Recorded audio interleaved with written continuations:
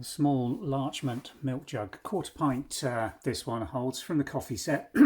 Excuse me, made by Royal Doulton in bone china. Let me show you the factory marks on the base. Classic Royal Doulton Lion and Crown. All marks Larchmont TC1019, copyright Doulton and Co Limited. Late 20th century, almost bell bottom in its shape. There is a larger version of this, which is the tea set one, but this one goes with the smaller coffee cups.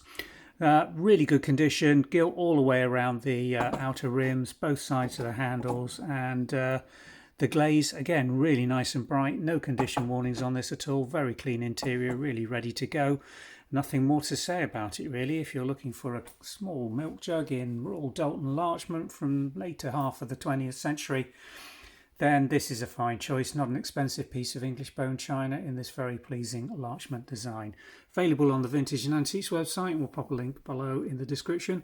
Absolutely masses of Larchmont on catalogue currently. We've just listed a large dinner and tea service, so if there are specific pieces you're looking for, and we've got some of the later oven to tableware coming online now as well, so do have a browse through the website searching Royal Doulton Larchmont. Thanks for watching.